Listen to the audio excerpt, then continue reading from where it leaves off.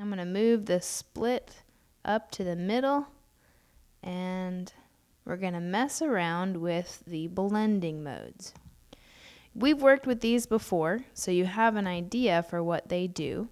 And usually when I'm using these, I kind of flip through the first one of each of these because this section all does similar things. They will all darken the color a little bit.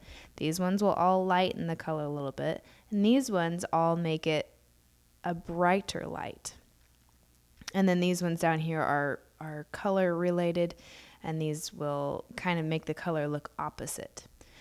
So I kind of test the first one of each one of these to see what I want to do, and then I can come in and test the other ones. So I'm going to leave this black color on overlay and come down to the red. And we'll try overlay there too. That's not too bad. I've got the edge here, which is completely red, and I've got the black, which is a little bit subdued. Let's go ahead and move the red up to the top and see what that looks like.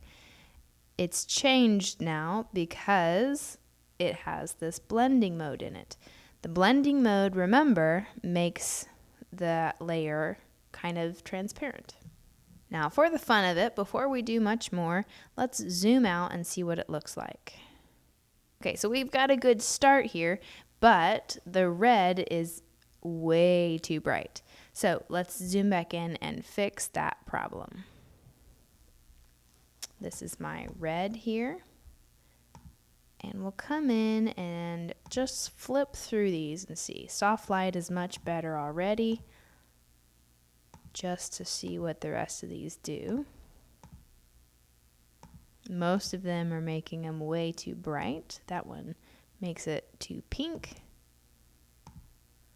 And that one's way too bright as well. So back to soft light, I think. Zooming out again to see what that looks like. And that is better. I'm going to lower the opacity on the red.